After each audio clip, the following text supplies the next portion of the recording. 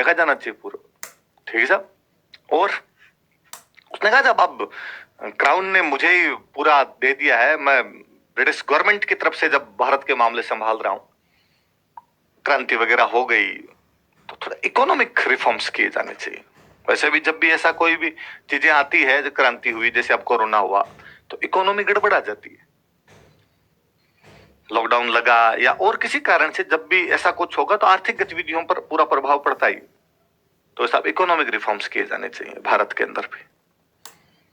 तो कैनिंग ने कहा ठीक, इकोनॉमिक रिफॉर्म्स करेंगे। कौन करे इकोनॉमिक रिफॉर्म्स? कैनिंग को कहा तुम कर दोगे? ना ना ना ना, मुझे तो आते नहीं है। मनमोहन सिंह को बुलाया जाए। नरसिम्हा राव को जब इकोनॉमिक रिफॉर्म्स करने थे तो सरदार मनमोहन सिंह को लाया गया कि सरदार जी आपको हम वित्त मंत्री बनाते हैं, आप आओ और आप आके यहाँ पे करो। सरदार जी ने कहा अपना पॉलिटिक्स से क्या लेना देना है? कहा नहीं, कीजिए, आप कीजिए।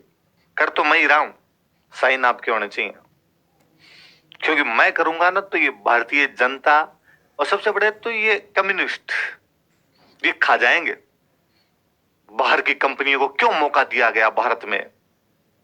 इकोनॉमिक रिफॉर्म से तो ये किया था हमने 91 के अंदर कि साहब भारत का बाजार खोल दिया जाए, उदारीकरण, एलपीजी, लिबरलाइजेशन, प्राइवेटाइजेशन, ग्लोबलाइजेशन, उदारीकरण, निजीकरण, वैश्वीकरण, यही तो किया था। नरसिम्हा राव थे करने वाले, मैं कर रहा हूं सब कुछ।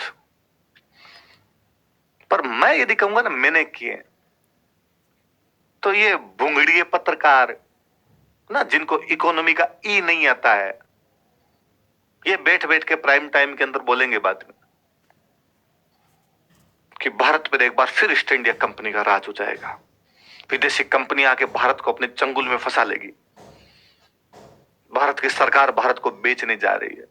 आप बहुत बड़े इकोनॉमिक्स हो, बहुत बड़े अर्थशास्त्री हो, आप करोगे तो मैं कहूँ साहब ये पढ़ा लिखा आदमी, दुनिया में सबसे ज्यादा इकोनॉमी की डिग्रियां इसके पास है, ये कह रहा है तुम ज्यादा जानते हो, ये ज्यादा जानते हो। तो सरदार जी ने तो केवल साइन किए थे, और सारा दिमाग उस नरसिम्हा राव का काम कर रहा था। भारत के बेहतरीन प्रधानमंत्रियों में से एक नरसिम्हा राव है। रैंकिंग दी जाए तो मतलब उससे बेहतरीन प्रधानमंत्री नहीं मिले भारत को। दुर्भाग्य कि बीजेपी वाले उसको इसलिए नहीं चढ़ाते कि कांग्रेस का प्रधानमंत्री था, इसलिए उसकी ज्यादा बातें नहीं करते। कांग्रेस वाले इसलिए नहीं करते क्योंकि वो गांधी परिवार से नहीं था। इसलिए नरसिम्हा राव की तमाम उपलब्धियों को ढकने के प्रयास किए गए। और आज भी बच्चे बच्चे से भारत में कोई पूछे कि आर्थिक सुधार किसने लागू किए, तो हम फटाफट कहेंगे कि मनमोहन सिंह ने किए थे। अरे वित्त मंत्री था वो, तो आपका प्रधानमंत्री नरसिम्हा राव था, उसके बिना ये सुधार कैसे किए जा सकते हैं? और मुझे मुझे मुझे तो विजय सर ने और बड़ी शानदार सी बात बताई है। विजय सर ने कहा कि वो जितने भी सुधार किए गए थे वो उद्योगों के क्षेत्र में किए गए, उद्योगों में छूट वगैरह दी गई थी, लाइसेंस राज था उसको खत्म करने के प्रयास किए गए थे, और उसमें उद्योग मंत्री खुद नरसिम्हा राव था। उसने कहा ये मंत्रालय में खुद रखूंगा। पर ये लोग याद ही नहीं रखते कि साहब उद्योग मंत्री कौन था। ढंग से बुलाया गया बेचारे नरसिम्हा राव को, खूब लांछन लगाया गया उस आदमी पे। नरसिम्हा राव पे तो मुझे और यूं अजीब लगता है कि भारतीय प्रधानमंत्री की अंत्येष्टि दिल्ली में नहीं करने दी गई थी। कांग्रेस की गवर्नमेंट थी, कांग्रेस ने पूरा जोर लगाया कि नरसिम्हा राव का अंतिम संस्कार दिल्ली में ना हो जाए, उसकी समाधि दिल्ली में ना बने। दिल्ली में समाधि बनेगी फिर तो बाकी प्रधानमंत्री को बराबर आ जाएगा। मरे थे ना नरसिम्हा राव, उससे 10 दिन पहले सोनिया गांधी की तरफ से ना एक दूत हॉस्पिटल में जाके उनके परिवार वालों से मिलता है, और परिवार वालों को जाकर कहता है कि आप बताओगे नरसिम्हा राव का अंतिम संस्कार कहां करोगे? उसके बेटे ने कहा मैं भोगने में मरूंगा खींच के, बाप जीवता है मेरा, अंतिम संस्कार की बात करते हो, मरेगा तब देख लेंगे कहां करना है। 10 दिन बाद वो मरा तो लाश लिए बैठे रहे पूरे दिन की, हमें दिल्ली में करना दोगे ना, हैदराबाद जाओ, जाओ तुम्हारे राज्य के अंदर, यहां तो नहीं करने देंगे। बेचारी लाश की बेइज्जती की, वापस लेके गए उसको, वहां पे किया गया। तब कहते हैं जो बीमार थे, एक बार तो एक दिन सोनिया गांधी शिवराज पाटिल और शायद अहमद पटेल मिलने के लिए गए। शिवराज पाटिल तब गृह मंत्री हुआ करते थे, अहमद पटेल जो पिछले साल ही एक्सपायर हो गए, कांग्रेस के बड़े नेता रहे। और सोनिया जी मिलने के लिए गए।